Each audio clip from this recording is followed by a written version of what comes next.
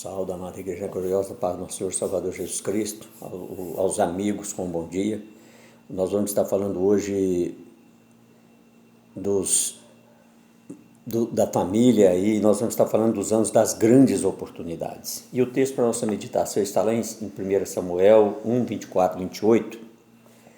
Para a nossa introdução, quando nós contemplamos hoje, vemos que cada vez mais cedo as crianças estão indo para a escola. Nós às vezes vemos mães com filhos enrolados em mantas para deixarem no maternal. Nós ficamos preocupados e olhando também para a maneira de como nós devemos desfrutar e aproveitar a convivência com os nossos filhos nesse último estágio. Nesse último estágio nós temos a oportunidade deles junto conosco, porque depois eles podem ir embora, depois eles vão começar a ter uma identidade nova, e aí nós já não vamos ter mais condição de desfrutarmos de muita convivência, de aproveitar junto, de bater papo, de caminhar junto com os nossos filhos. Nós vamos estar falando num período de 6 a 13 anos de idade. É o período intermediário da vida, é o estágio intermediário. Nós vamos dar o nome de pré-adolescência, antes da adolescência. Nesse momento, o senhor John Drescher, ele fala para nós que na pré-adolescência, a pré-adolescência é a última oportunidade para seu filho estar perto de você.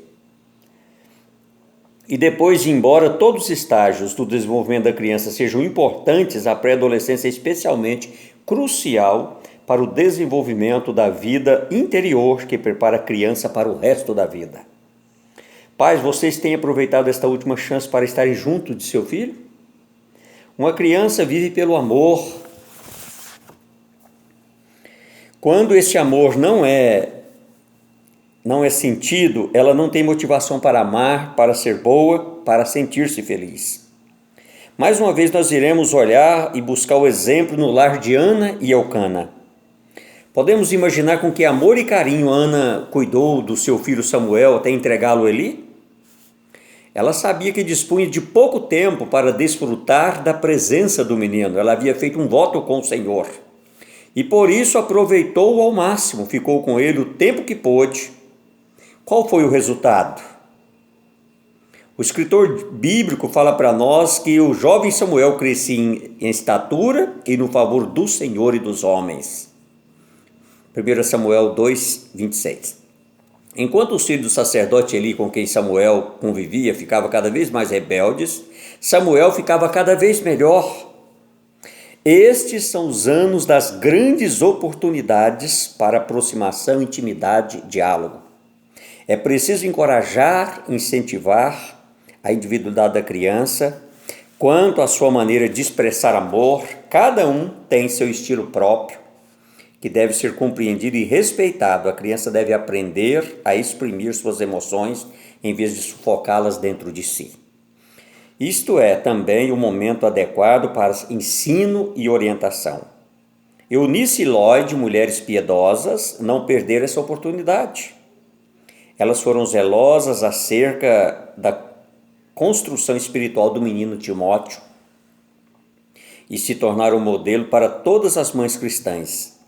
Nada será tão importante, nenhum assunto tão necessário como os elementares princípios que nossos filhos aprendem no lar. O lar é a escola que eles nunca vão esquecer dela.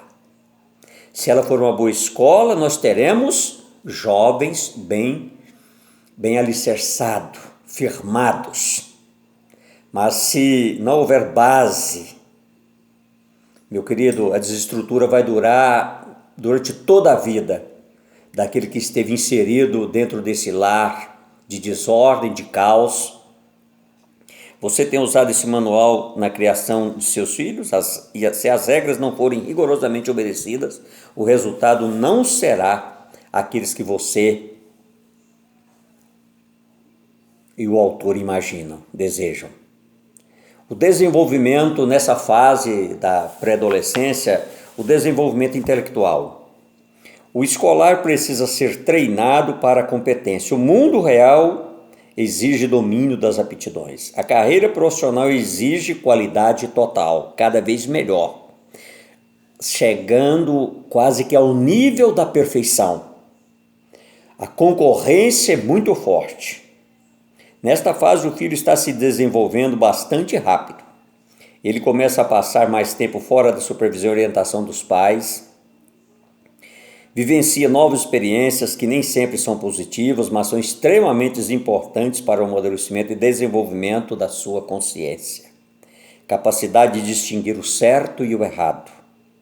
Nesse estágio, o filho desenvolve uma rápida independência de escolha e decisão.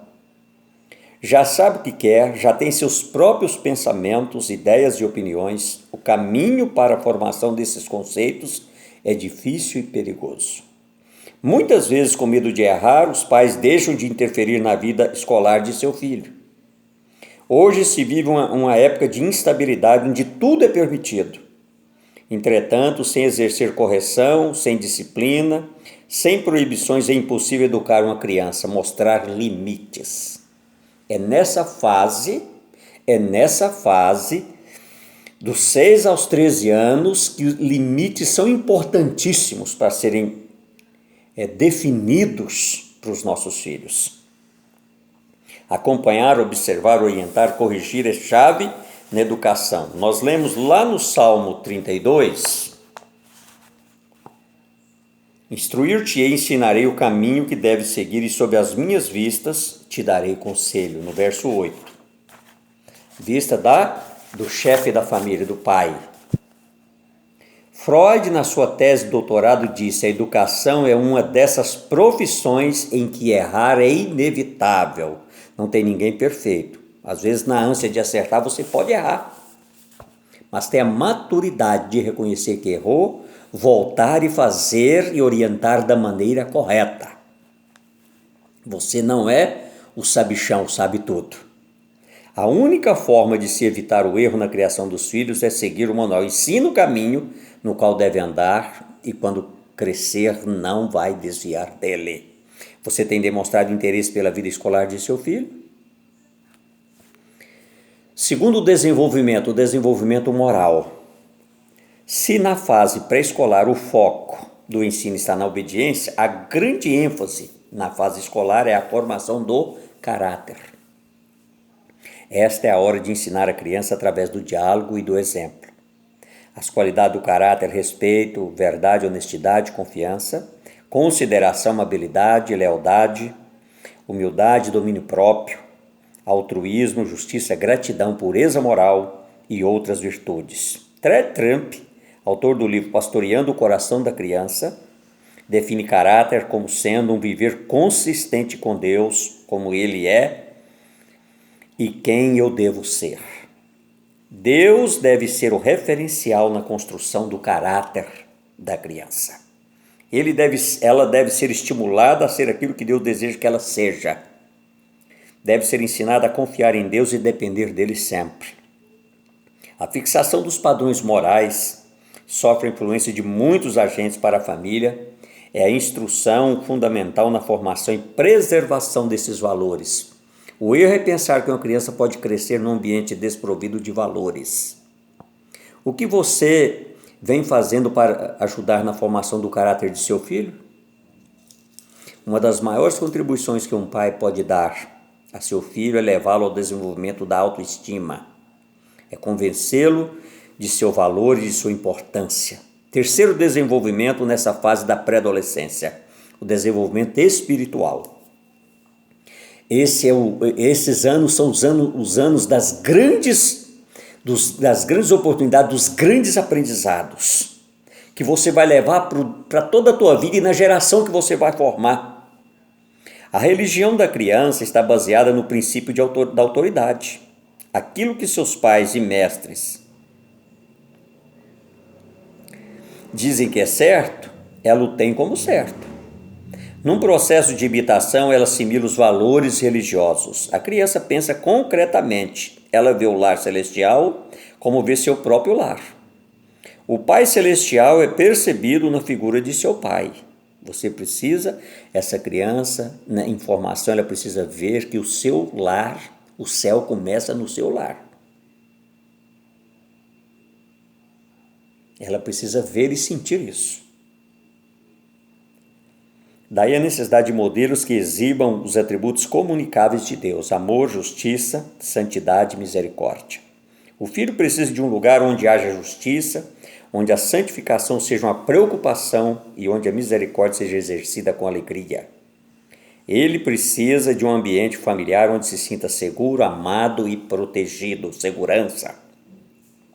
Dependendo dessa estrutura familiar, a criança desenvolverá atitudes positivas ou negativas para com Deus, para com a igreja, para com a religião. Entretanto, essas atitudes vão se formando num processo evolutivo.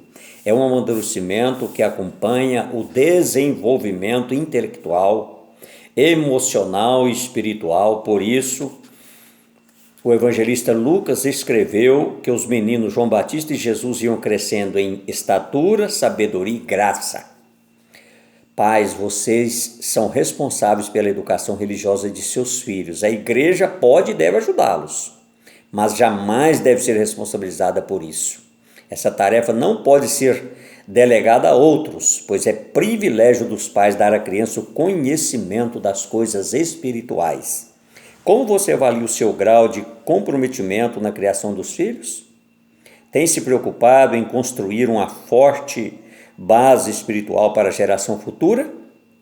E para concluir, durante os anos da pré-adolescência, que o mundo intelectual, moral e espiritual assumem um sentido de importância para a criança, se assim não for, esses valores se tornarão irrelevantes, não merecedores de um compromisso autêntico da sua parte.